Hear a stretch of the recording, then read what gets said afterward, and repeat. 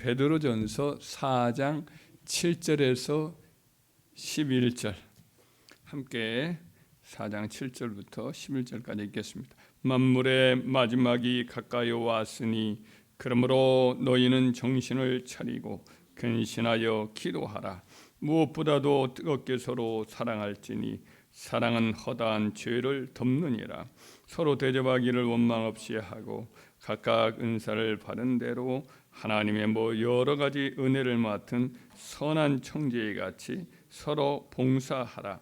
만일 누가 말하려면 하나님의 말씀을 하는 것 같이 하고 누가 봉사하려면 하나님이 공급하시는 힘으로 하는 것 같이 하라. 이는 범사의 예수 그리스도로 말미암아 하나님의 영광을 받으시게 하려 함이니 그에게 영광과 권능이 세세에 무궁하도록 있느니라. 아멘. 오늘 본문 말씀은 이제 사도 베드로가 로마 제국의 네로 황제의 통치하에 있었던 그 흩어진 나그네들, 곧 이방 여러 신자들에게 편지로서 이렇게 만물의 마지막 때가 가까이 왔으니 행할 생활 지침에 대해서 가르치는 그런 말씀입니다. 이 만물의 마지막 때가 또 더 깊어지는 오늘날 우리 그리스도인들로 사도의 이 가르침을 마음에 새겨 실천함으로써 여러 가지 말세의 시험, 압박을 또 물리치고 또 주님이 예비하신 영광스러운 구원을 다 받아 누리는 저희들 되어야 할 줄 믿습니다. 첫째로 사도는 성도들에게 정신을 차려서 기도해라 이렇게 이제 가르쳐주고 있습니다. 7절 다시 한번 읽어요. 만물의 마지막이 가까이 왔으니 그러므로 너희는 정신을 차리고 근신하여 기도하라. 만물의 마지막 때라고 하면서 가장 먼저 당부한 것은 무엇보다도 이제 기도였습니다. 이 마지막 때가 되면 영적으로 점점 해이해지고 진리를 사모하는 마음도 약해지고 또 물질주의라든지 잡신 숭배가 더 강력해지고 이단과 사이비가 거짓 선지자의 활동으로 인해서 더욱더 설쳐지는 그런 일이 더욱더 이제 커지지요. 기후재앙 등으로 인류의 생존 자체가 이제 점점 위협받는 상황이니까 사람들의 심성도 거칠어지고 또 민족과 나라 간에 이제 계속되는 어떤 분쟁이 점점 커지기 때문에 삶의 불안정성이 점점 커집니다. 그래서 주님의 재림을 기다리면서 순결한 신앙생활을 힘쓰는 것이 마치 사회통합이라든지 혹은 종교통합 이런 것들을 방해하는 암적 요소로 이렇게 비추어져서 점점 더 사람들이 기독교 순결한 기독교 신앙을 가진 신자들을 싫어하는 분위기가 커지는 거지요. 로마 제국 당시도 그랬어요. 그래서 주님 오시기 직전에는 더욱 이런 분위기는 거세질 것이기 때문에 이러한 시험이나 유혹을 압박을 극복하고 믿음을 잘 지켜나가기 위해서는 영적인 분별력이나 또 영적인 활력이 이렇게 있어야 되는데 이러기 위해서는 무엇보다도 기도에 뜨거움이 있어야 하는 거지요. 기도 외에 다른 것으로는 이런 유가 나갈 수 없다. 이런 주님의 말씀처럼 기도의 절대성을 우리 주님이 말씀을 하셨고 또 누가복음 21장 34절 말씀에 보면 말세에 일어날 여러 징조를 가르치면서 이렇게 또 주님이 기도를 강조하셔서 말씀하신 바가 있습니다. 너희는 스스로 조심해라. 그렇지 않으면 방탕함과 술취함과 생활의 염려로 마음이 둔하여지고 뜻밖의 그날이 덕과 같이 너희에게 임하리라. 이날은 온 지구상에 거하는 모든 사람에게 임하리라. 이러므로 너희는 장차 올 이 모든 일을 피하고 능히 피하고 인자 앞에 서도록 항상 기도하며 깨어있으라고 기도를 이렇게 종말장에서 가르쳐주고 있습니다. 그래서 우리가 말세가 가까워지면 가까워질수록 다른 것도 많이 해야 되지만은 시험을 이기고 승리할 수 있기 위해서는 기도의 무장이 절대적으로 필요합니다. 항상 주님과 사도들의 가르침, 당부를 기억하면서 시대를 분별하고 믿음으로 무장하기 위해서 더 기도에 매진하는 저와 여러분 되기를 주의 이름으로 축원합니다. 둘째로는 사도가 성도들에게 더욱 사랑하라 이렇게 부탁을 하고 있습니다. 8절과 9절을 함께 읽도록 하겠습니다. 무엇보다도 뜨겁게 서로 사랑할지니 사랑은 허다한 죄를 덮느니라. 서로 대접하기를 원망 없이 하고.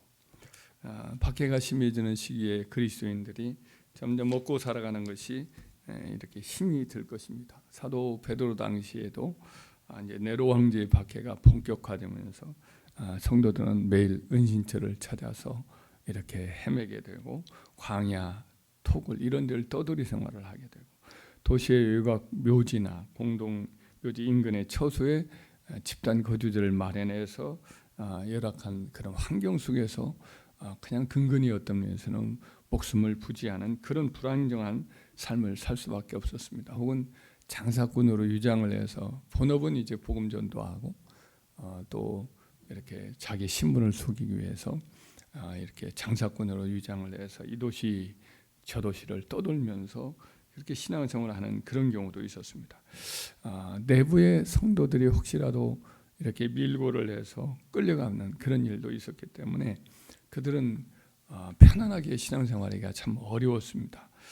그러다 보니까 세상 사람들에 대해서 전도하는 열정도 좀 식어지기도 하고 또 믿음을 가진 성도들끼리도 한편은 끈끈해지고 아직도 낯선 사람에게는 혹시라도 밀고를 당할까 봐 이렇게 낯선 기독교인들은 또 이렇게 싫어하는 그런 마음 열기가 참 어려운 시대였습니다.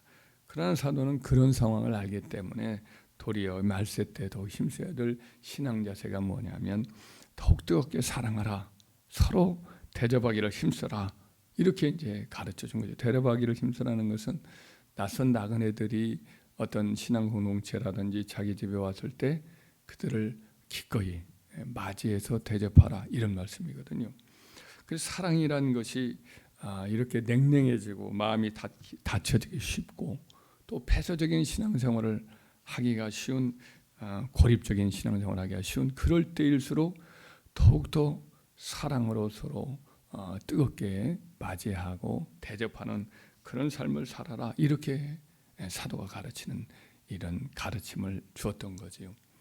오늘날 이제 목회자 중에서도 아주 경건하고 신앙생활 뜨겁게 하시는 그런 분인데 그의 가르침을 보면 어떤 걸 강조하냐면 이제는 세상에서는 신앙생활하기 힘들고 그러니까 이제는 수도원과 같은 신앙생활을 해야 된다 하면서 뭐 이 교회를 은퇴를 하고 봉쇄 수도원이 이런 것들을 만들어서 아예 들어오면 나갈 생각을 하지 않고 서운을 해서 나가지 않는 그런 봉쇄 수도원을 하자.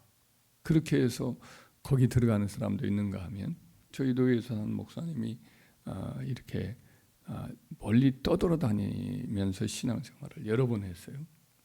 그래서 그러더니 함양 쪽에 아주 깊은 산골에 교회를 짓고 거기서 이제 자기 사상과 생각을 따르는 사람들을 이제 그쪽으로 모이게 만들어서 일종의 고립적인 수도원 비슷한 지금 종교 생활을 하는 것을 본 적이 있습니다. 근데 참 걱정이 돼요. 아무리 세상이 더 어지럽고 험하고 그럴지라도 사도들은 세상을 등져서 따로 신앙생활을 하도록 그렇게 하지는 않았거든요. 경건을 유지하기는 하지만 세상에 나아가 세상을 오히려 변화시켜 나가는 전도하고 그와 같은 일에 힘쓰다가 순교할지라도 세상을 향해서 나아가도록 하는 세상의 빛과 소금이 되게 하는 그런 가르침을 주었는데 오히려 세상으로부터 단절하고 고립적인 신앙생활을 이렇게 권유하는 것들은 사도적 신앙에는 맞지 않습니다.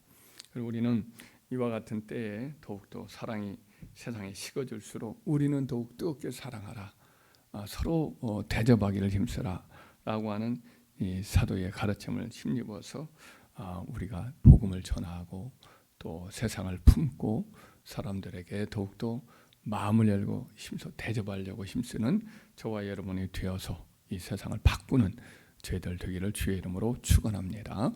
세 번째는 뭐냐면 힘써 성령으로 충만해서 교회에서 봉사에 힘쓰라 이렇게 가르치고 있습니다. 10절에서 11절 한번 다시 한번 읽어볼까요? 각각 은사를 받은 대로 하나님의 여러 가지 은혜를 맡은 선한 청지기 같이 서로 봉사하라. 만일 누가 말하려면 하나님의 말씀을 하는 것 같이 하고 누가 봉사하려면 하나님이 공급하시는 힘으로 하는 것 같이 하라. 이는 범사 예수 그리스도로 말미암아 하나님의 영광을 받으시게 하려 함이니 그에게 영광과 권능이 세세에 무궁하도록 있느니라. 아멘. 사도는 여기서 성도들에게 공동체 신앙생활을 힘써라. 개인 신앙생활이 아니라 공동체 신앙생활을 힘쓰라고 하면서 서로가 서로에게 봉사해서 온전케 하는 그와 같은 선한 청지기로 헌신해라 이렇게 당부하고 있습니다.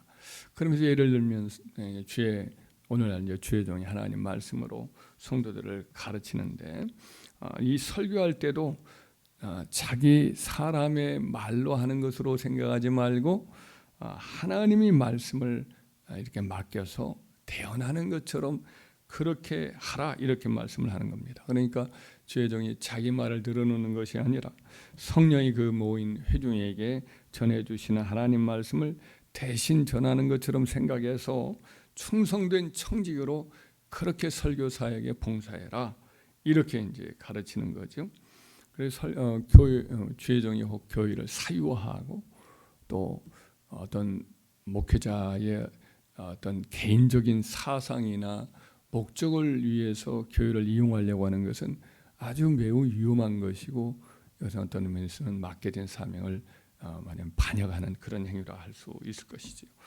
설교 외에 다른 봉사도 마찬가지인데 하나님이 영께서 주신 은사나 재능이나 힘이나 자원을 가지고 하나님의 다른 몸된 교회의 지체들을 섬기도록 하는 것이다. 이걸 기억하면서 겸손과 충성된 마음으로 그렇게 봉사하라 이렇게 사도는 가르치고 있어요. 이렇게 할 때 비로소 모든 영광을 예수 그리스도 안에서 하나님이 받게 될 것이다. 이렇게 가르치고 있습니다.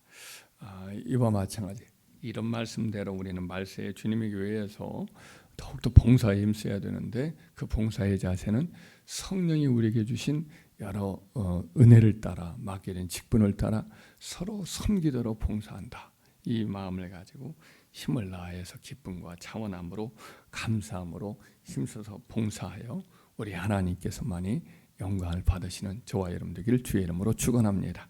말세에 힘써야 할 신앙 자세 세 가지. 첫째로 근신하여 늘 더 열심을 내어 기도하는 거고 또 하나는 또 열심으로 서로 사랑하는 거고 또 하나는 힘써서 서로에 대한 이렇게 선한 청지기처럼 힘써서 자기의 것을 내어서 성령을 힘입어서 섬기는 봉사에 힘쓰는 것입니다. 이 세 가지 일에 힘써서 말세의 여러 시험과 압박을 이기고 승리하고 우리 청지기 주인이신 우리 주님 앞에 선한 청지기로서 수고했다, 착하게 충성했다 인정받고 칭찬받는 저와 여러분 되기를 주의 이름으로 축원합니다.